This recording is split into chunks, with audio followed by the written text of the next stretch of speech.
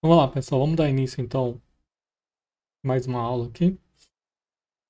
Hoje a gente vai falar, então, sobre as estruturas de controle, que são as estruturas de seleção. São os ifs e os laços for e while, tá? E também a gente vai falar, então, sobre funções aqui no que você cria e utiliza funções dentro aí do Python, certo? Então,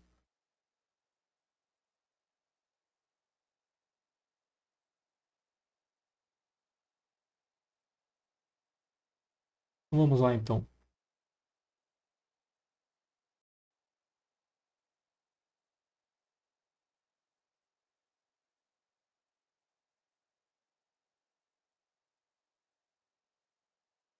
Vamos dar início, então. Bom, as estruturas de controle, então, é, elas podem ser, então, estruturas condicionais, que é o if, if-else, if-else-if, e os laços. No caso, a gente tem o laço for e o laço while, tá ok? Bom, uma característica interessante aqui, que é diferente da maioria das outras linguagens, tá? É que no Python, para você saber quais os comandos que estão dentro de um if, ou dentro de um for, ou dentro de um while, você tem que olhar a indentação do código. O que você tem que olhar é o espaçamento dele em relação ali à margem, tá? Então você não tem a palavra-chave, tipo begin end, abre chaves, fecha chaves. Você não tem esses símbolos visuais, tá? O que você vai ter é o espaçamento que você deixa em relação ao começo da linha. É isso que diz se uma instrução ela está dentro de um if ou está fora, certo? Bom, vamos começar aqui então pela estrutura if. A sintaxe aqui, ó, muito simples, tá? Você usa a palavra reservada if, você coloca ali a condição que vai retornar um valor booleano e o dois pontos, certo? E aí depois você deixa aqui, ó, um tab ou um espaçamento aqui com espaço mesmo, tanto faz. E aí todas as instruções que estiverem aqui, ó, com esse mesmo espaçamento, elas vão ser executadas dentro desse if, certo? Então, realmente isso aqui, ó. Aqui eu tenho um exemplo, ó. If, uma expressão que vai retornar um valor booleano, dois pontos, certo? E aqui é a instrução que eu executo se ele entra aqui dentro do if. Então, se eu executar aqui o código, ele vai me tornar esse texto. Se eu colocar aqui um outro valor, ele não imprime nada, ele não vai entrar dentro do if, tá? Se eu colocar aqui um outro texto, ele também vai executar aqui, ó. Mas se você não faz a mesma indentação, ele vai dar um erro. Ele vai dar um erro e ele vai falar, olha, eu não consigo casar isso aqui, ó. Ele não está dentro desse if. Tá vendo? Ele não está aqui, ó, ele não está aqui na mesma tabulação do primeiro comando. E também não está na mesma tabulação aqui do if, ó. Certo? Se eu colocasse aqui os dois na mesma espaçamento, ele aceitaria, tá? Ele dá aqui ele fica um pouco vermelho, que o que ele espera aqui, na verdade, é o tab, tá? O Jupyter. A indentação padrão que ele espera aqui é o tab. Mas se for aqui uma quantidade de espaços, também ele vai aceitar. Não tem nenhum problema. Você só não pode fazer com que eles tenham espaçamentos aí diferentes. Certo? Então aqui um outro exemplo, ó. Então aqui, ó, eu tenho o comando if, uma condição. certo? Que é esse valor aqui que vai retornar um valor booleano. Os comandos que estão dentro do if e esse comando que está fora do if. Observa que ele está aqui, ó, é na mesma linha aqui, ó. Ele está na mesma coluna. Ele indica então que esse comando ele vai ser executado depois que você terminar o if. Então, esse comando aqui, ó, independente se você entra ou não, ele vai executar aqui, tá? Então, ou você executa esses 3 prints, ou ele executa só esse último print. Se eu executar aqui o código, para aqui com valor, ó. Nesse caso, o teste ele não entrou aqui dentro do if, ele pulou direto aqui para o último. Se eu colocar aqui um outro valor maior do que 37, ele vai executar aqui os 3 prints. Certo? Então, a estrutura do if é bem simples, tá? Não tem segredo, é só você lembrar que você não vai ter um begin end aqui, não vai ter um abre chaves, fecha chaves. É só você olhar ali a estrutura, ali, a organização do código. Bom, tem uma forma simplificada que vocês podem eventualmente acabar encontrando, tá? É quando você só tem uma instrução, você só tem uma instrução, é possível você colocar ela logo na mesma linha, tá?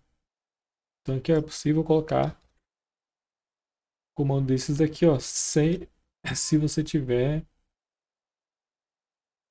se você só tiver um único comando.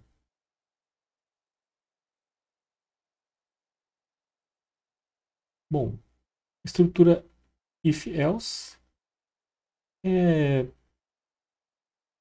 é só a continuação aqui do if, tá? Então aqui eu tenho o if, uma condição, 2 pontos, comandos que vão ser executados. E aí você coloca aqui o else na mesma, e tá vendo aqui, ó, alinhado com if, else 2 pontos, aí não pode esquecer desses 2 pontos. E aqui os comandos que vão ser executados se não for, se você não cair dentro do if. Aqui um exemplo aqui, ó. Aqui um exemplo. Faço aqui um if, se o valor da nota for maior ou igual a 60, ele imprime aqui, você passou. E se não, ele imprime que o texto aqui que está de recuperação. Então, se eu executo o código, ele imprime aqui os 2 prints iniciais. Se eu mudo aqui o valor da nota, ele vai falhar que isso aqui vai ser falso. Então, ele vai direto para o else. Certo? Então, aqui não tem nenhum segredo. Aqui é só comando if else normal, tá? Mesma estrutura aí, vocês já viram. Você também tem essa estrutura aqui, ó, if e o else if, tá? Então esse aqui é se acontece isso aqui, você vai, se isso aqui for verdadeiro, você executa esses comandos. Se não, eu vou verificar essa segunda condição. Se essa segunda condição for verdadeira, ele executa os comandos que estão aqui embaixo, tá? Então é uma forma de você ter um if dentro do else. Certo? Então olha só aqui, ó. Um exemplo aqui ilustrativo, tá? Aqui eu estou fazendo o quê? Eu estou verificando se o x é maior do que y. E aí eu imprimo aqui x é maior do que y. Se não, eu estou verificando se o x é igual a y. E aí eu imprimo aqui que o x é igual a y. Se não, o que acontece? Se ele não é maior, se ele não é igual, então ele só pode ser menor. Então aqui eu imprimo o texto que ele é menor. Certo? É como se aqui eu tivesse um if, x maior do que y. Se isso aqui não acontecer, eu vou fazer um outro teste. E aí, e aqui é o teste final, tá? Aí aqui eu não precisaria fazer mais nada, porque eu já sei que o resultado aqui vai ter que ser obrigatoriamente menor. Mas você poderia ter aqui, se fosse um outro código, alguma outra coisa, você poderia ter aqui um outro else if. Continuar aí em quantos testes você quiser fazer. Se você quisesse, por exemplo, saber se ele está, uma variável está no intervalo, sei lá, de 0 a 10, depois de, sei lá, de entre 10 e 30, entre 30 e 50. Então, se você quisesse fazer vários testes, você pode fazer aqui vários else ifs aqui, tá?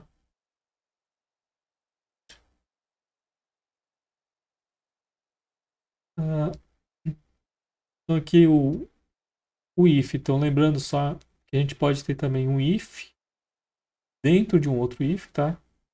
Então aqui, ó, a estrutura, quando você vai colocar um if dentro do outro if, é a mesma ideia, tá?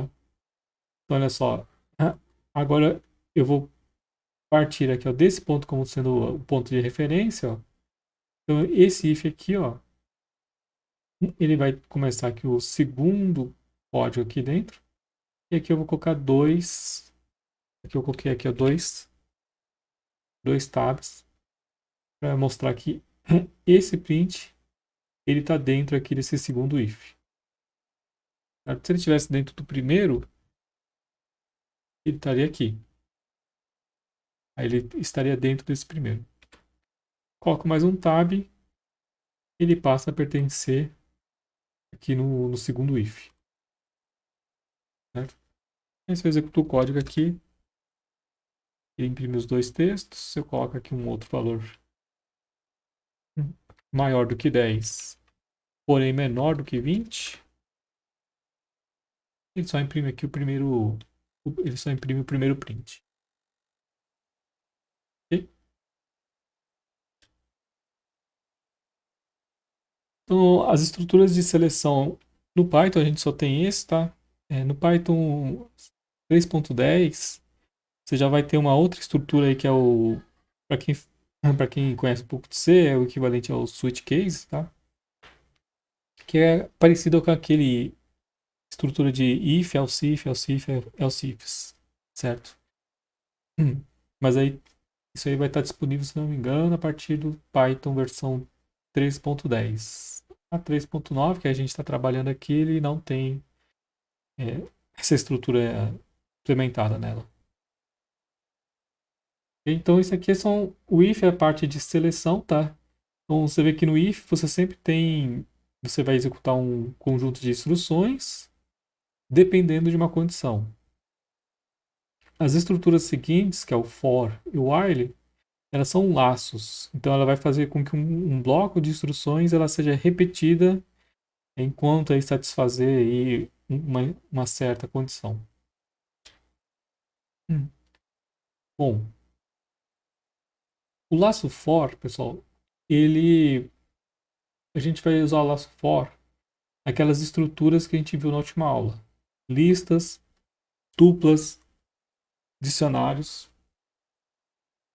tá certo? Que são aquelas estruturas que tem um conjunto de elementos dentro dela, certo? Por quê? Porque o for ele vai funcionar da seguinte forma. Ele vai varrer uma variável que é uma lista, ou uma tupla ou um dicionário. Ele vai varrendo esses elementos um por um, tá certo? E vai colocando aqui, ó, nessa variável que você escolhe o nome para ela, certo? E aí ele vai executar os comandos aqui que estão dentro do laço. Essa variável, ela é atualizada para cada iteração do laço, ela vai ser atualizada, tá? E aí você consegue então acessar todos os elementos que estão guardados dentro aqui dessa variável que você passa aqui, certo? Então deixa eu mostrar aqui um exemplo prático aqui, ó. Eu imagino que eu tenho aqui uma lista, certo? Essa lista ela tem três elementos, ó. Tem a string maçã, a string banana e a string uva, certo? Então aqui, ó, eu tenho, ó, vou voltar ali. Então, ó, eu tenho ali na posição 0, eu tenho a string maçã. Na posição 1, eu tenho a string banana. Na posição 2, string uva. E na 3 eu não tenho nada. E aí, por ele não ter nada ali na 3, ele vai gerar um erro aqui daqui a pouco. Tá aqui, ele vai gerar um erro, falando que não tem nada. Tá certo? Então, olha só, eu poderia varrer desse jeito aqui, ó. A seção do índice 0, índice 1, índice 2. Mas o for, do jeito que eles implementam aqui no Python, você pode ir direto aqui, ó. Fazer a sintaxe mais natural do Python é essa aqui, ó. Você faz um for, escolhe aqui um nome qualquer para essa variável que vai ser usada aqui dentro. E aí você usa aqui, ó, direto aqui, ó, for, o nome da variável. E aí você usa aqui essa palavra reservada in e passa aqui a lista que você quer percorrer. E aí depois 2 pontos. E aí depois você faz aí você faz a manipulação aqui dentro aqui do for, você manipula a lista, tá? O elemento. Então olha só.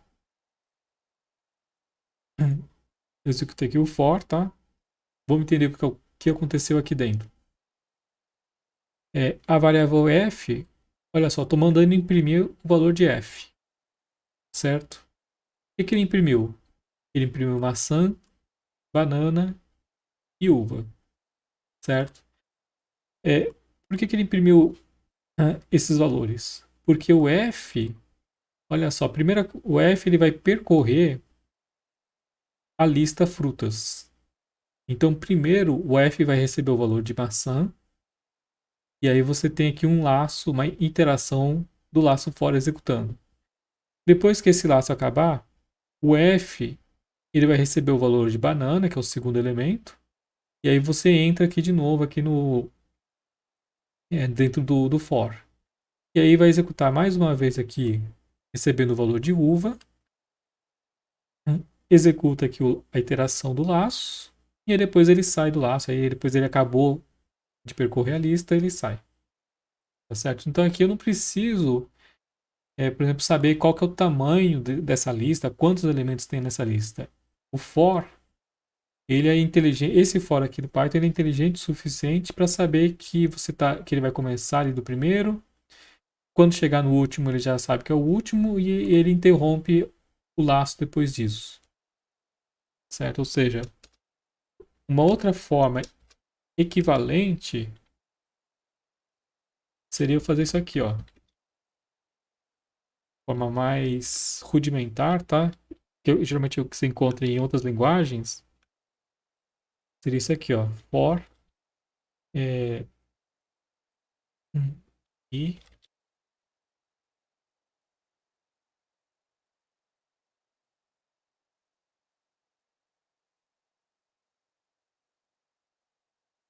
olha só, eu vou fazer. Então aqui eu faço um laço for. Desse laço for ele vai percorrer aqui, ó, de 0 até n-1, tá? Então ele vai. Deixa eu dar um print aqui no n. Olha só, o valor de n é 3, que é o tamanho aqui do tamanho da lista, é 3, tá? Então ele faz um laço de 0 até n-1. E aí eu posso imprimir aqui o valor de frutas na posição i. Então, tá vendo? Isso aqui é o que geralmente se encontraria em outras linguagens, tá? Você encontraria uma estrutura parecida com essa aqui, ó.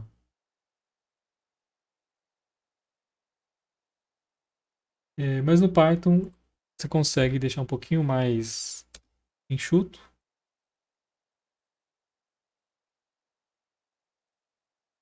O resultado é o mesmo, ó. Então aqui no caso a gente é preferível aqui, se você for implementar no Python, é preferível você usar ali a primeira abordagem, tá? A segunda tá errada? Não, não tá errada. Se você se sente mais confortável usando esse aqui, você usa ela então. certo? Então aqui é uma questão mais de gosto mesmo, isso é o que te deixa mais confortável, tá?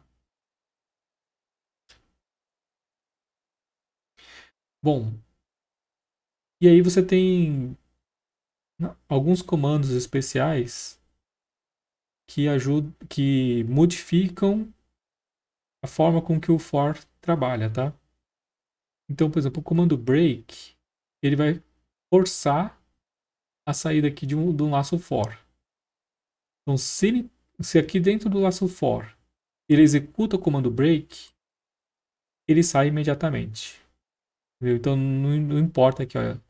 Aqui, olha só, tinha aqui o mesmo exemplo, eu tenho 3 elementos. O que eu fiz aqui? Eu verifiquei se a fruta for banana, eu executo o break, certo? O que ele fez? Ele imprimiu maçã, imprimiu banana, entrou dentro desse if e fez o break. E aí ele cancelou aqui a última interação que ele deveria fazer, que era a da uva, ele cancelou, tá certo? Ele não, ele pulou essa última etapa. Então, se eu tivesse aqui outros elementos aqui, ó,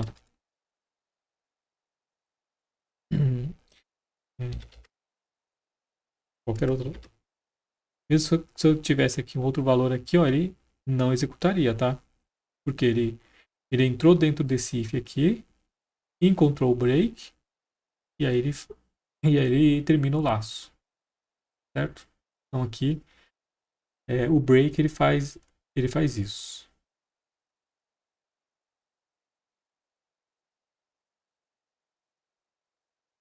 A segunda a segunda palavra reservada que modifica o comportamento do for é a palavra continue, tá? O que o continue faz? Ele ele vai fazer com que você pule para a próxima iteração, tá certo? Olha só o que vamos ver o que está acontecendo aqui, ó. Eu tenho o for aqui, tá? O print está aqui, ó. Se eu executo aqui normalmente, deixa eu colocar aqui o outro elemento.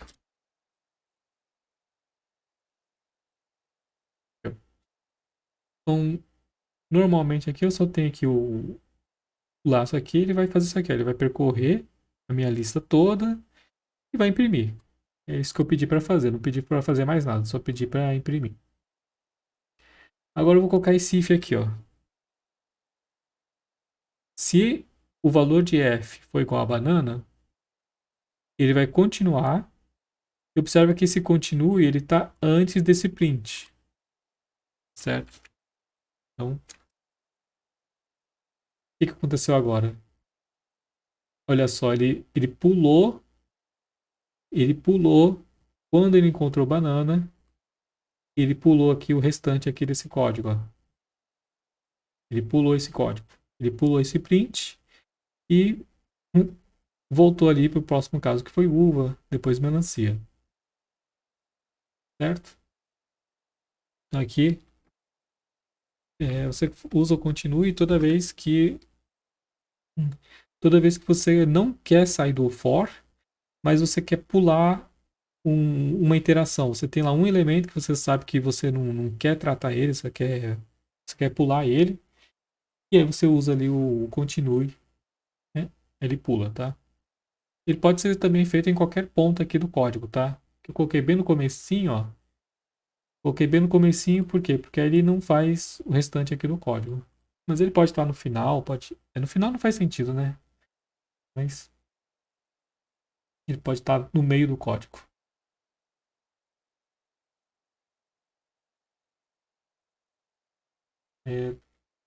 Se eu tenho como pular mais de um. Se eu quiser pular mais de um elemento, eu teria que fazer isso aqui, ó.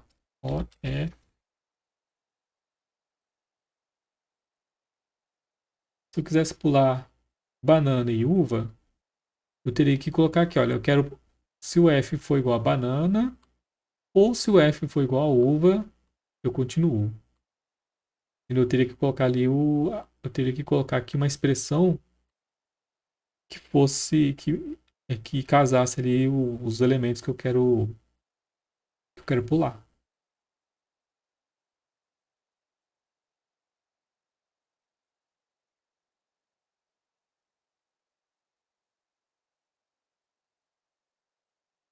Então, eu posso também ter um for dentro de outro for, tá? Esse aqui depois eu deixo para vocês estudarem um pouquinho melhor, tá? É, então aqui eu tenho um código que vai fazer o quê? Vai imprimir a tabuada, tá vendo? Ó? Imprimir a tabuada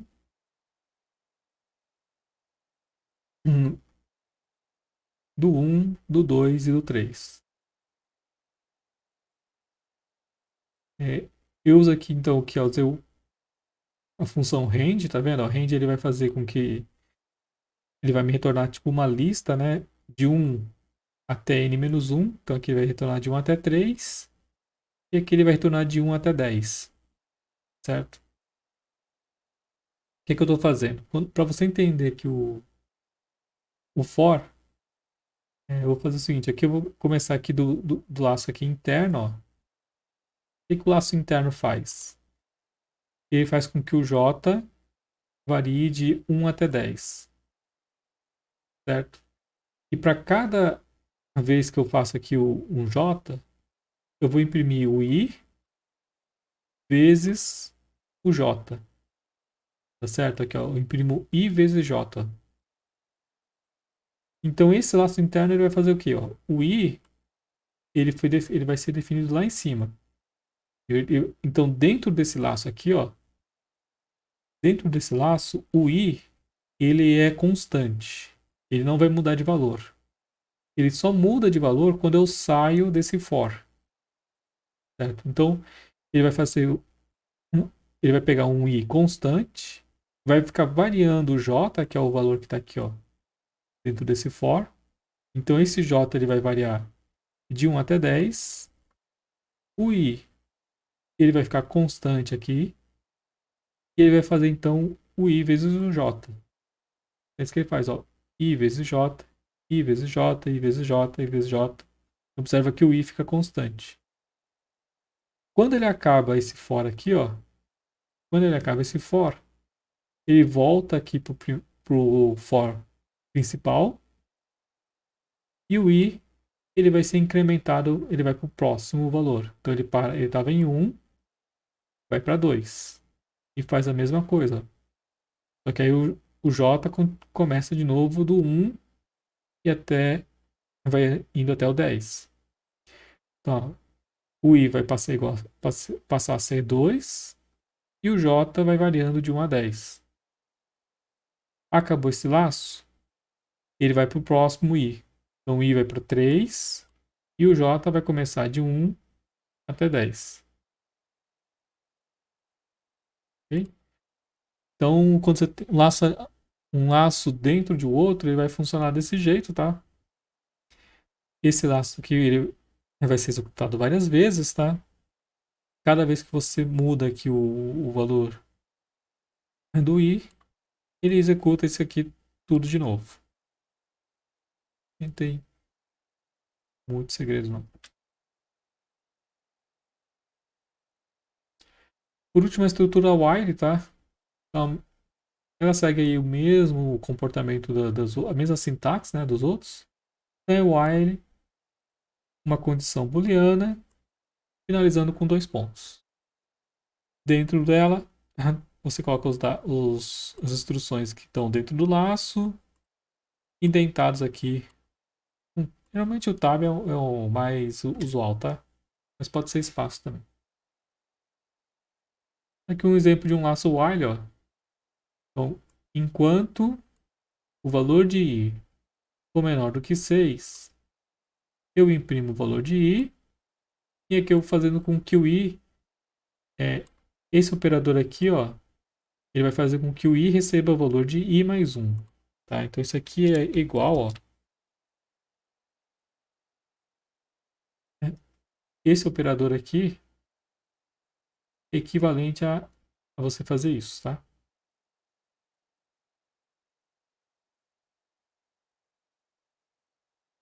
Então ele vai fazer isso, ó. O i recebe i começa com 1, ele imprime o valor de 1, o i vai para 2, imprime 2, 3, 4, 5. Quando está aqui no 5, ele vai fazer com que o i seja igual a 6, e aí ele sai aqui do laço. Quando o i é igual a 6, ele sai do laço, e aí continua a executar os próximos comandos. Eu tenho também, então, aqui, ó,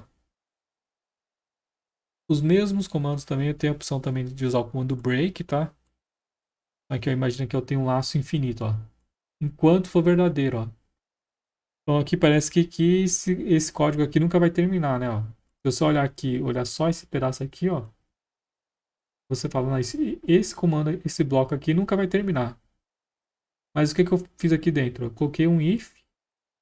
Quando o if for igual a 7, ele executa o break. Certo? E aí ele finaliza o código.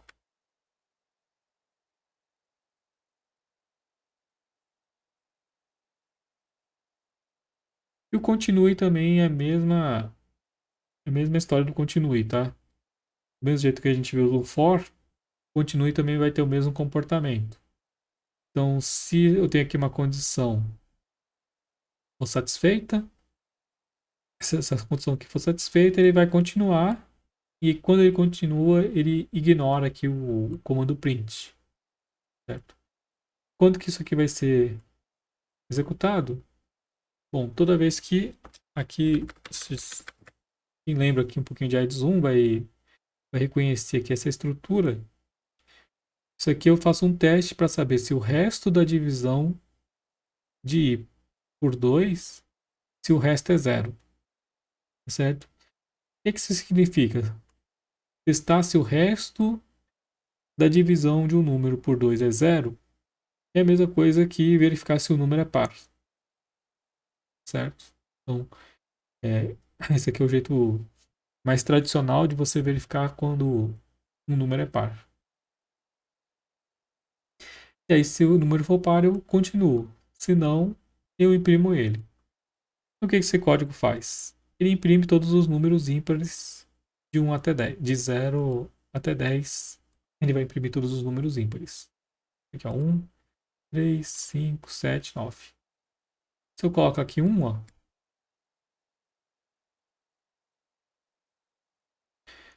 se eu coloco aqui, ó, se o resto da divisão de 2, desse número por 2 for igual a 1, eu continuo, se não eu imprimo. Então ele só vai aqui, imprime só os números pares. Ok?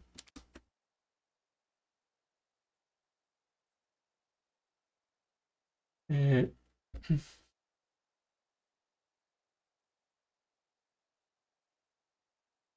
a Ana perguntou aqui se eu quiser saber se usa a mesma loja se for divisível por 5, né? Então, se você quiser, sim, você pode também. Deixa eu aumentar aqui o meu intervalo aqui.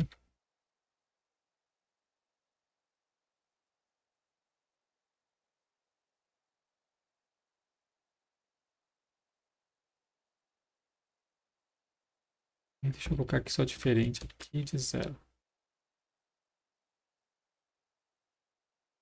Então, olha só aqui, ó.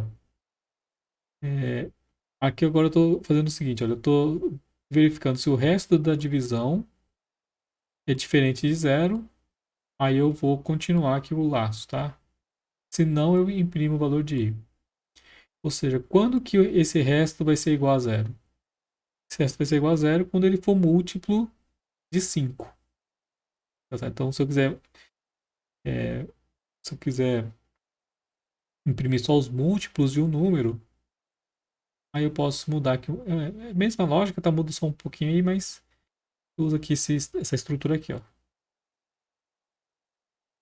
Aí ele imprime ali os múltiplos de os múltiplos aí nesse intervalo.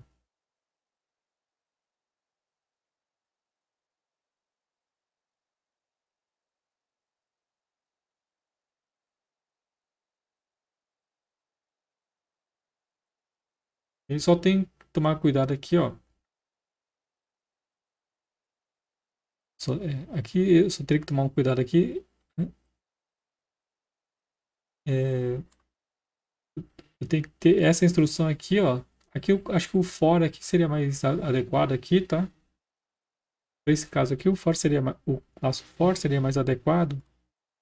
Aí eu conseguiria tirar essa instrução aqui. Porque sem essa instrução, esse laço aqui ele nunca pode correr o risco dele ficar rodando aí de forma infinita, tá?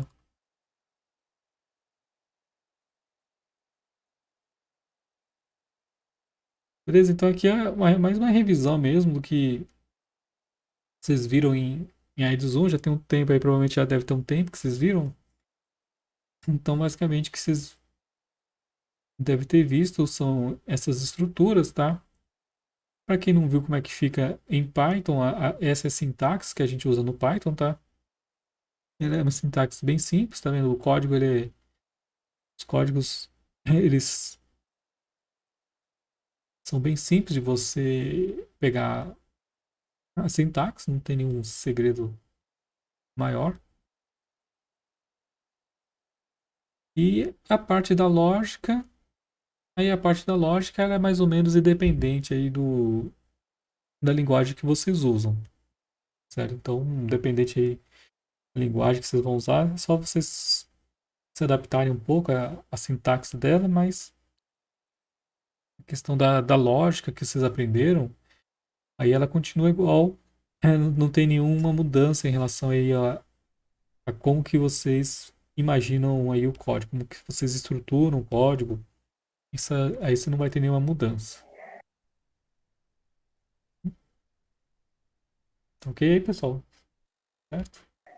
Pessoal, professor, sabe qual é a funcionalidade do contínuo? Então, continue e ele faz isso aqui. Toda vez que ele encontra toda vez que ele executa isso aqui dentro do while, ele vai ignorar todos os comandos que estão aqui embaixo. Tá certo? Então, olha só o que eu estou fazendo aqui, ó. Eu estou fazendo um laço aqui, ó. Deixa eu tirar esse continue aqui, ó. Olha só, tem aqui um laço, um while. Enquanto i for menor do que 50, eu aumento o valor de i e imprimo o valor de i. Então aqui ele imprime ó, de 1 até 50. Ele imprime aqui de 1 a 50. Agora agora vou usar aqui o comando continue, tá? Então vou fazer aqui se fazer um teste mais simples, ó. Se i for é, menor do que 20, se for menor do que 40, eu vou continuar. Olha só o que ele fez. Então, ele executou esse comando aqui, ele fez esse teste, enquanto do i até chegar no i39, ó, ele caiu aqui como verdadeiro. Certo? Do i de 1 até 39, isso aqui foi verdadeiro. E aí, como ele é verdadeiro, ele executou esse comando aqui. Então ele pulou, ó, ele pulou tudo que estava aqui atrás. Ó. Se eu tivesse aqui um outro comando aqui, ó, sei lá, int e esses dois, tá vendo? Ele imprime aqui, ó, o i e o dobro do i, o i e o dobro dele. Então, todos os comandos que vieram depois do continue, eles não são executados, certo? É, então, essa aqui é uma forma de você definir. Olha, eu tenho um código, é que eu tenho um conjunto aqui de instruções dentro do while, mas tem algumas situações que eu não quero executar esse código. Então, nessas situações que você não quer executar esse código, você faz o teste e usa aí a palavra continue, aí ele vai pular.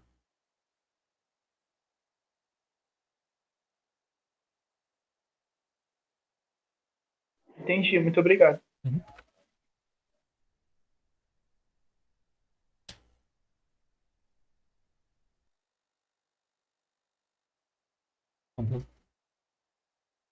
Fala aí, pessoal, algumas... Quem tem mais alguma dúvida aí?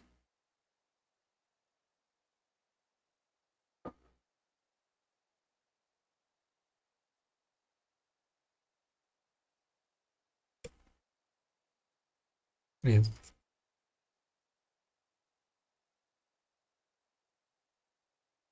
Esse comecinho aqui, ele tá... Uhum.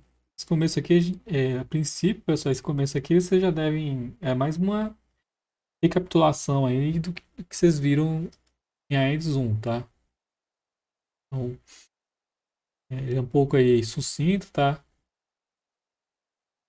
Um pouco mais condensado.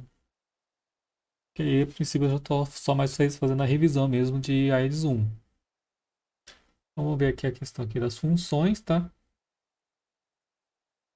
Então, o último tópico que eu queria comentar aqui, que a gente vai precisar para começar a implementar os nossos códigos, vai ser, então, como que a gente cria funções, certo? O que é uma função? Função é um conjunto de instruções, tá certo? Que você vai dar um nome para esse conjunto de instruções, e aí, geralmente, é um conjunto de instruções que se repete, ou seja, você usa muito ele. Então, você, em vez de você ter que ficar copiando e colando esse bloco de instruções várias vezes, você cria uma função, coloca esse conjunto dentro dessa função, e aí toda vez que você precisar chamar ela, basta você usar aqui o nome da função que ele redireciona para o código da função, tá? Então, quando você usa função, o código ele fica mais legível. Então, essa é a principal vantagem. Ele fica muito mais fácil de entender, certo? Fácil de você fazer mudanças nele, tá certo? Também fica mais flexível.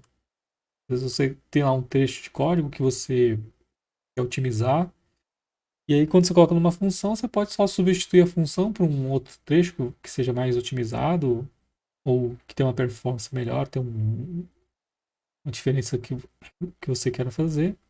Então fica mais fácil de você fazer essas atualizações. Então, a gente pode criar as nossas funções, ou a gente pode executar funções que já existem, tá? Então vamos começar aqui pelo segundo. Vamos ver como é que a gente usa as funções que já existem,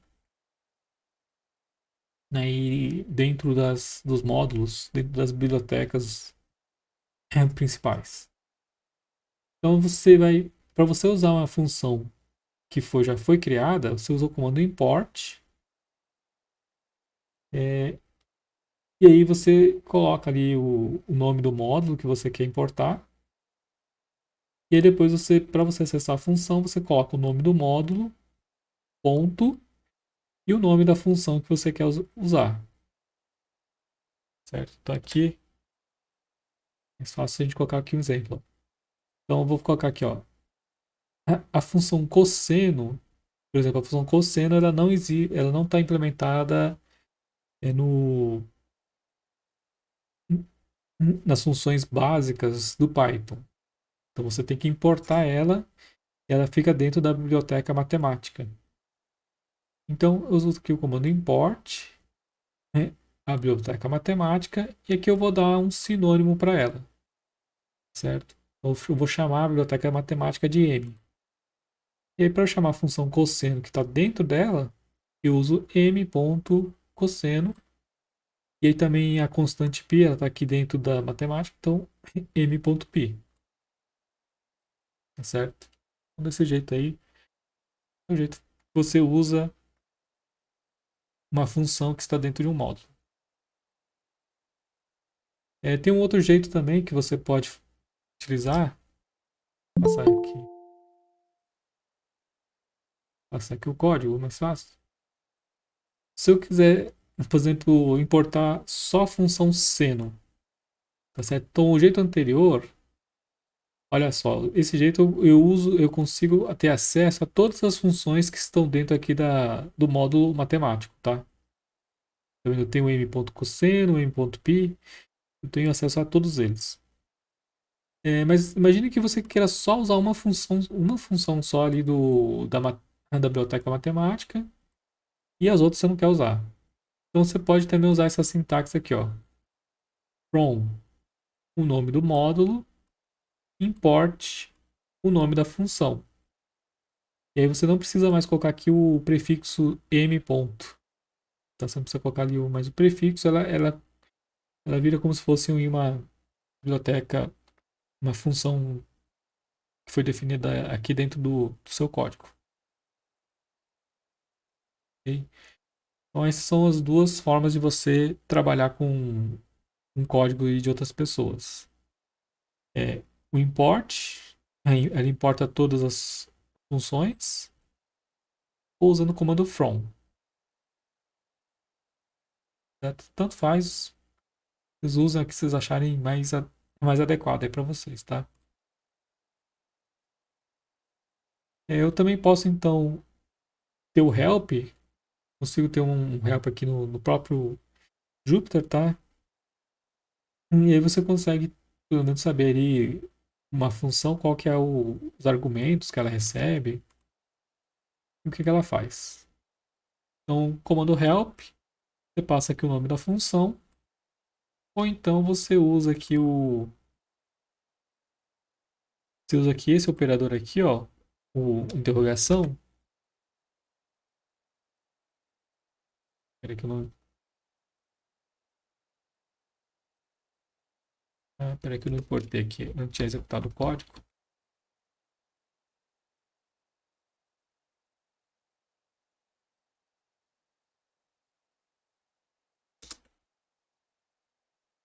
Então ele abre aqui, ó, ele abre essa janela aqui embaixo, tá vendo? O help ele vai retornar aqui o valor aqui dentro do Jupyter e o interrogaçãozinho ele vai abrir essa janelinha aqui, ele dá esse pop-upzinho aqui. Então você tem esses dois jeitos e também você procura ali na documentação do Python ou no próprio Google, tá? Também é muito rápido de você achar aí o help dessas funções. Hum, Bom, então vamos ver como é que a gente cria uma função. Para você criar uma função, você usa aqui a palavra reservada def, aí você dá o nome da função, entre parênteses, os argumentos, se tiver algum parâmetro de entrada, e por último, dois pontos. Tá certo? E aqui é a mesma regra da indentação ali do if, do for. Coloca ali os comandos que vão pertencer à função, elas ficam indentadas aí, todas elas, tá?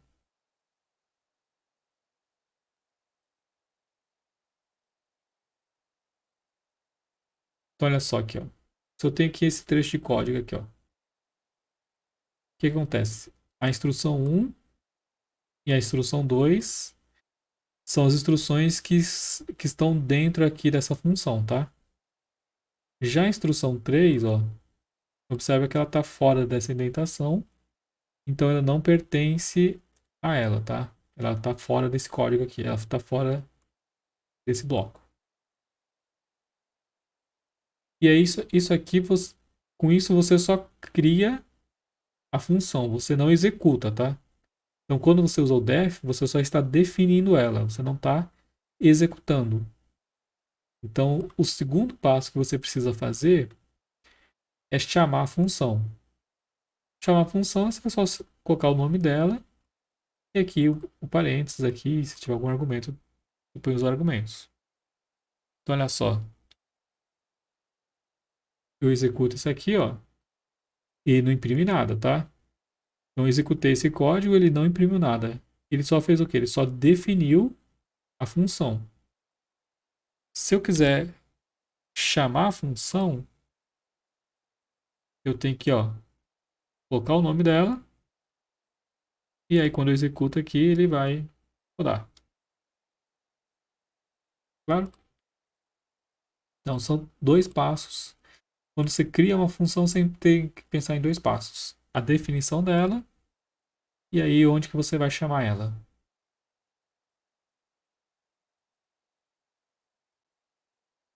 É, eu posso colocar aqui, ó, comentários.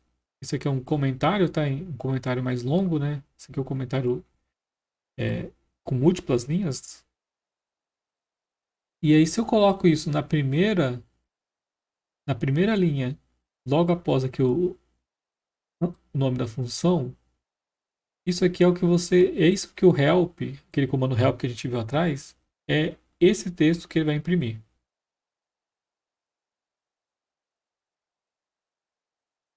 Certo? Então aqui, ó. Se eu coloco aqui esse código aqui,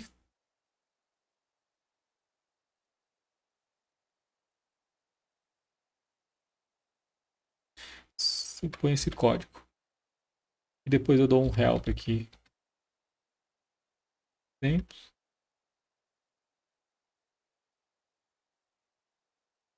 Um help aqui, ó. Ele vai imprimir o texto que eu coloquei aqui.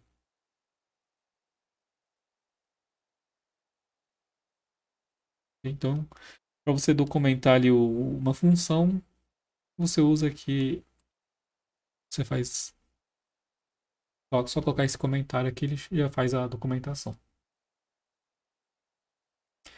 Então, eu posso ter ali parâmetros de entrada, tá? Separados por vírgulas.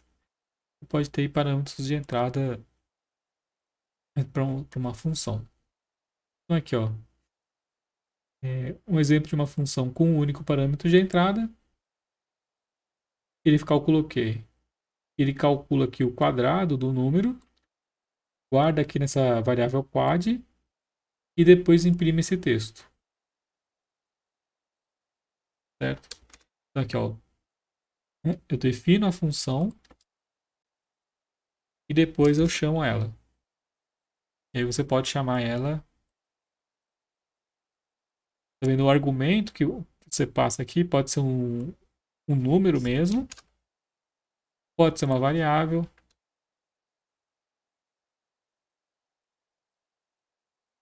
certo? Pode até ser uma expressão numérica.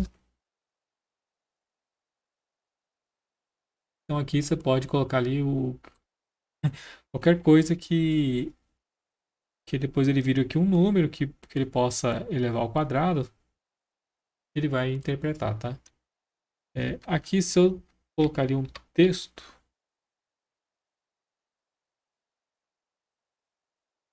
ele, aqui ele não faz a interpretação, tá? Ele não verifica se é inteiro, tá? Mas essa operação aqui, ó, que eu executei, que é o quadrado, essa daqui, ó, ela não vai funcionar. Aí ele vai reclamar porque essa função, esse quadrado aqui, ele não está definido para strings. Então ele vai dar um erro. E se eu passo um número inteiro, ele aceita normal. Um outro exemplo, você coloca aqui agora com dois argumentos de entrada, tá? Basta você colocar aqueles entre vírgulas. Que eu calculo ali o IMC, tá? Índice de massa corporal.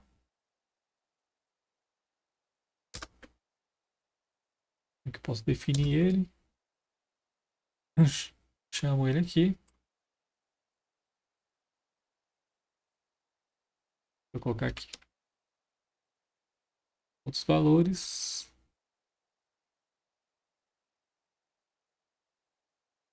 Ele vai então executando aqui, tá vendo? Então, essa é a ideia da função, tá vendo? Eu tenho um código que tem ele tem uma lógica que ele tem uma lógica mais ou menos é, fixa, né? Ele tem ali uma estrutura que é um trecho de código que calcula alguma coisa. E aí você pode chamar ele várias vezes. Você só define ele uma vez e você chama ele várias vezes, certo? Então observe que aqui ele fica bem mais...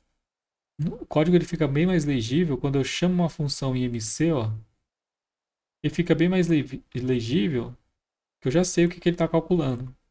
Se eu simplesmente colocasse ali, ó, essa fórmula no lugar, eu teria que ficar pensando, vocês teriam que ficar pensando o que essa fórmula está calculando, tá certo? Aqui não, aqui quando você faz essa estruturação desse jeito, ele já fica mais legível. E essa função ela vai calcular o IMC, aqui está a fórmula do cálculo, e eu estou calculando aqui dentro fora do código, eu faço essa chamada. Então fica mais fácil de vocês interpretarem os códigos.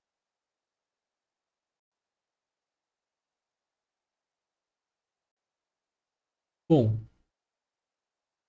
uma função também ela retorna valores. Então, lembra, tinha aquela função cosseno, seno, ela retornava ali o cosseno do número, o seno do número.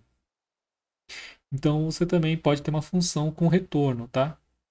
E aí, para você retornar, você usa o comando return e o valor que você quer retornar, tá certo? E aí ele retorna esse valor. Por exemplo, aqui, ó, a gente tem um velho exemplo do fatorial. Então, eu calculo aqui o fatorial de n, que é quem? O fatorial de n é o produto de 1 vezes 2 vezes 3 até você chegar ali no n, tá? Então, esse produtório de 1 até n. Como que eu estou calculando o fatorial? Eu vou ter essa variável aqui, ó, fat. Ela recebe o valor de 1. E aqui eu estou fazendo um for para o i variando de 1 até n, certo? Então, lembre que o for, esse range aqui, ele sempre subtrai 1 aqui do último aqui elemento. Então, aqui é de 1 até, ele vai variar de 1 até n. E aí eu faço com que o fatorial seja igual ao fatorial vezes o i, certo? Então, esse for aqui, ele vai fazer com que eu faça essa conta aqui, ó. Então, vai começar aqui, ó. Deixa eu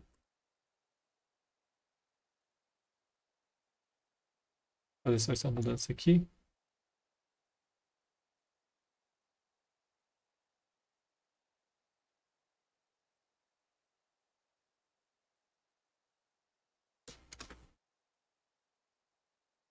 Olha só, fator aqui de 10, ele vai fazer o quê? Eu estou imprimindo aqui a variável fat, ó. Fat começa com 1, depois o fat vai ser 1 vezes 1, que é o valor de i, tá vendo, ó? Depois o fat vai ser 1 vezes 1 vezes 2, que o i vai ser igual a 2. Depois vai ser 1 vezes 1 vezes 1, 1 vezes 1 vezes 2 vezes 3, então vai dar 6. Aí eu pego esse valor aqui, multiplico por 4, depois eu multiplico por 5, multiplico por 6, multiplico por 7, por 8, por 9 e por 10, certo? Então, essa é a conta aqui é isso que ele está fazendo aqui nesse for. Ele vai calculando o fatorial, fatorial de 1, fatorial de 2, fatorial de 3, até chegar no fatorial de n, certo? Então, quando eu executo aqui o código, ele retorna ali o fatorial de n, coloca ali um valor qualquer e vai retornando para a gente.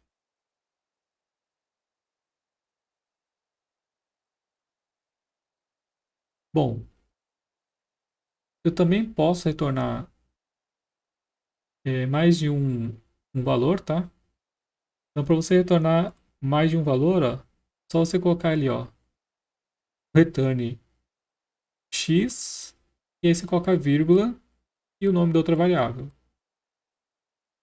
certo? Então, aqui eu estou retornando um par aqui, ó, de dois números inteiros, x e y, e esses x e y aqui eu estou sorteando eles, então rand int, É uma função que retorna um número aleatório no intervalo de 0 a 100. Certo? Então ele retorna um número inteiro, aleatório, no intervalo de 0 a 100. Então, esse eu uso. E ela está definida aqui, ó, na biblioteca random. Certo? Então, executa aqui, ó, from random, import randint, defino aqui a função, e aqui eu retorno o x e o y. Certo? E aí eu posso pegar aqui o valor de x e y, salvar numa variável e imprimir ela.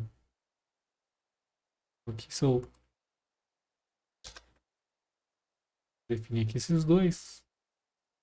Então, se eu executar esse código, observe que cada vez que eu executo esse código, o valor de x e y ele vai sendo alterado.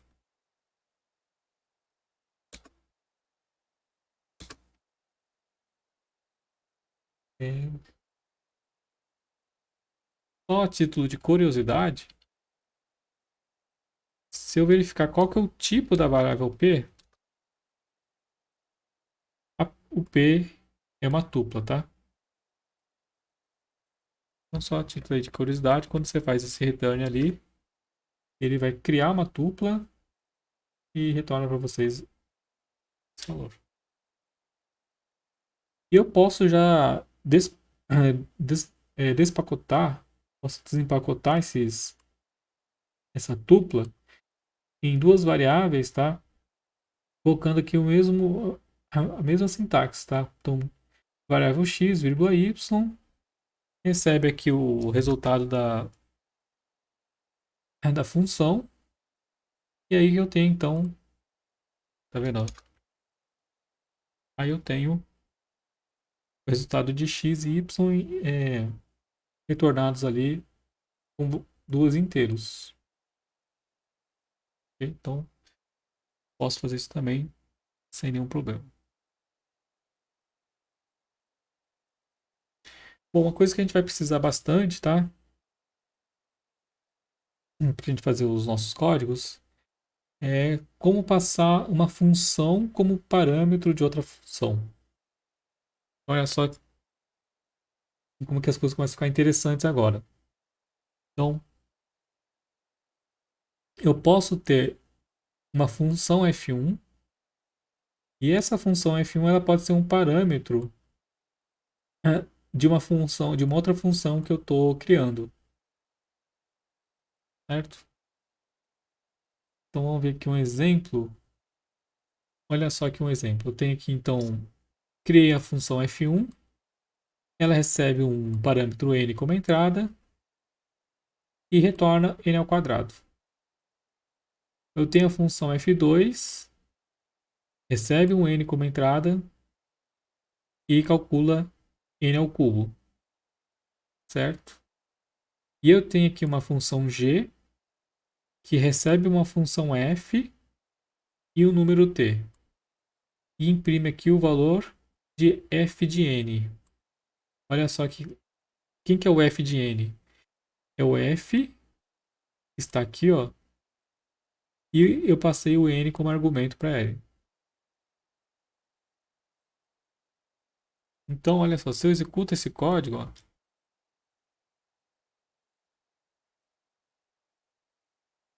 olha só, eu calculo aqui, eu chamo a função g, passo a função f1 e o valor de n é igual a 10. Ele vai me retornar 100. Vai falar aqui, ó, o f de n é igual a 100. Se eu passo agora o f2 com o mesmo valor, ele chama agora essa função aqui, ó. Ele vai calcular ali f2 de n.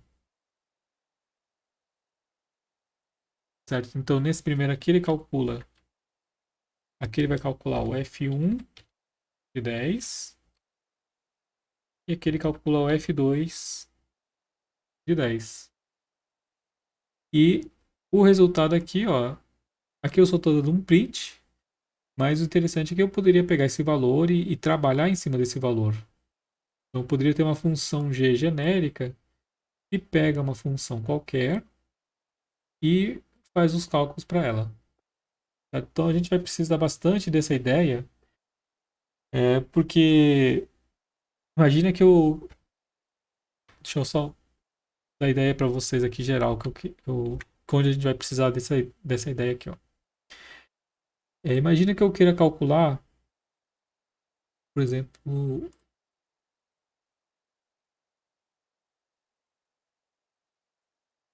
Imagina que eu queira calcular aqui, ó, por exemplo, o máximo dessa função. O máximo dessa função, ó, nesse intervalo aqui, de 0 a 10. Então, imagina que eu tenho esse problema. Eu quero calcular o valor máximo dessa função. O que eu faço? Eu posso ter uma função genérica que calcula o máximo de uma função. Tá certo? Então, eu posso ter aqui um algoritmo genérico, geral, que me calcula o máximo de qualquer função. Então, essa é a ideia que eu tenho aqui por trás. Ó. Eu posso ter uma função genérica e, dada uma função f qualquer, ele calcula ali o máximo de f. Certo? E aí eu posso passar qualquer f para ela. Então, f pode ser essa função, f pode ser essa função. Então, eu posso passar ali qualquer valor de f e ele calcula o máximo para qualquer valor que eu entrar para ele. Tá certo? Então, é isso que a gente vai precisar bastante ali nos nossos algoritmos, tá? Então, dá bastante essa ideia. Então, eu vou precisar, por exemplo, vou fazer uma função genérica para achar o zero da função. O que é o zero da função? O zero da função é só o ponto x, onde o f de x é igual a zero. Então, são esses pontos aqui onde ele cruza o eixo x. Certo? Ah, e aí você vai ter ali um algoritmo genérico que faz esse cálculo. Tá certo? Ele não vai ser preso a uma função qualquer. Ele vai funcionar para qualquer função que você jogar para ele. Então a gente vai estar desenvolvendo aqui. Basicamente a gente vai estar desenvolvendo esses tipos de códigos tá, no curso. Vai estar desenvolvendo essas funções que vão receber uma função qualquer e vai fazer um cálculo dela. Vai calcular, sei lá, máximo, vai calcular os zeros, calcular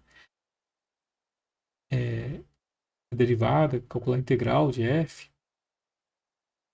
Aí vai fazer esses cálculos e aí ele vai ser a ideia é que ele funcione, a ideia é que esse algoritmo ele funcione para qualquer função que você passar para ela. Isso é esse é um dos grandes diferenciais desses métodos numéricos, tá?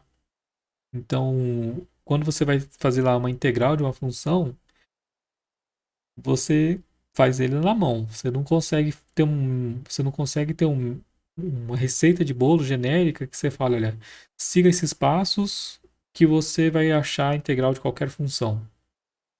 Tá certo? Vocês viram lá nas disciplinas de cálculo que cada função tem um jeito certo, tá? Tem um macetezinho que você aplica para fazer achar a derivada ou achar a integral.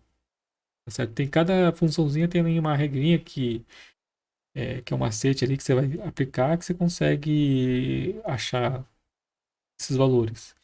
Quando, quando você não tem um macetezinho, aí isso é uma coisa que vocês acho que uma coisa que acho que falta aí até na, na disciplina de cálculo é que tem funções que você não tem um macete ali, você não tem uma técnica que te calcula.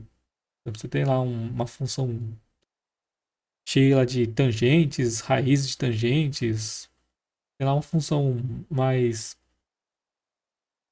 com, com vários com vários termos, e aí você não consegue achar ali nenhuma técnica, você não tem nenhuma técnica que te fala, olha, usa essa receita que você vai achar a derivada dela, certo? Então, ou seja, não tem uma forma genérica matematicamente, assim, na matemática analítica, você não tem uma fórmula genérica para fazer esses cálculos. Já no cálculo numérico, você tem. Você tem formas genéricas de achar, sei lá, a derivada de qualquer função, certo? Só que o que a gente vai ver durante o curso é que essas fórmulas genéricas, elas falham. Então, tem situações que elas falham, tá? Tem algumas situaçõezinhas que elas não vão funcionar bem. E aí, por isso que a gente vai ter, basicamente, por isso que vocês têm várias técnicas para cada problema. Então, a gente vai ver lá, problema para encontrar raiz de uma função. Tem várias técnicas para você encontrar raízes, certo? Por quê? Porque tem técnicas que funcionam melhor para determinados tipos de funções, tem técnicas que funcionam melhor para outras, certo? Então, cada uma tem uma limitação, elas não são, nenhuma delas aí é genérica, que funciona para qualquer caso, mas mesmo elas não funcionando para qualquer caso, eu diria que elas funcionam para mais casos do que as técnicas que vocês viram lá em cálculo 1. Cálculo 1, cálculo 2, EDA, tá certo? Eles são mais genéricos, eles conseguem achar ali, resolver esses problemas que vocês analiticamente aí muitas vezes não conseguem resolver. Então esse é o nosso grande aí diferencial que a gente tem ali nessas métodos. Ok? Beleza, pessoal, a gente vai. Eu vou deixar aqui duas listas aqui para vocês fazerem, tá? Para vocês ficarem podendo treinar programação em geral, tá? Então, o primeiro aqui vai ser uma lista para vocês fazerem aí, trabalhar em algoritmos simples, tá? Com as estruturas de dados básicas de inteiros, floats e listas.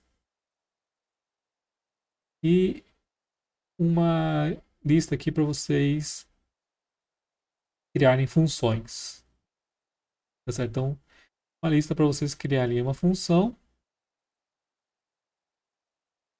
Então, para vocês criarem uma função. E aí depois vocês executam ali a função para ver se ela funciona. Certo? Então, aqui tem, por exemplo, um exercício 1 aqui, ó. Cria uma função que receba um número n, né, e determina se o número n está no intervalo de 0 a 10. Ele deve retornar true se n for maior ou igual a 0, menor ou igual a 10, falso caso contrário. Então aqui vocês colocam a definição da função e aqui vocês fazem a chamada para testar a função. Okay? E a mesma coisa, imagina que eu tenho aqui o exercício. Imagina que eu tenho essa função dada por esse polinômio. Eu quero que vocês criem uma função que receba dois números aqui, a e b, e determina se o f de a vezes o f de b é menor que zero. Só fazer essa conta. E aí retorna true se isso aqui for verdade, falso se isso aqui for falso. E aqui eu esse aqui é só um código aqui para imprimir o gráfico, tá? Isso aqui não só para ajudar vocês a visualizar essa função, tá? Não tem aqui vocês não precisam se preocupar com esse código que está aqui dentro. Quem quiser dar uma olhada aqui, entender um pouquinho, pode tentar, mas aqui eu queria só que vocês focassem ali na visualização do gráfico, tá? Que é essa função. Só para vocês verem ali mais ou menos o que está acontecendo aí quando eu estou pedindo isso aqui. Vocês vão fazer o teste, aí vocês vão poder verificar se isso aqui, se o seu código está funcionando ou não. Olhando aqui o gráfico aqui, vocês conseguem ver se o seu código funciona ou não. A mesma coisa aqui, ó. Imagine que eu tenho essa função aqui. O gráfico é esse aqui que está aqui embaixo. E aí eu quero que vocês achem o valor de f de x que maximiza essa função para o x variando de meio em meio, tá? Então aqui é o x de 0 a 10 variando de meio em meio. Então não é para você testar ali para todos os x, é só a x aqui de 0, meio, 1, 1,5, 2, 2,5. Só esses pontos discretos da função. E aí achar o valor maior, o valor que maximiza f de x. Ok? Isso aqui eu vou deixar essas duas listas aí para vocês estarem brincando. Qualquer dúvida, vocês mandam aí uma mensagem aí. Vocês entram no grupo e perguntam. Pessoal, alguma dúvida aí?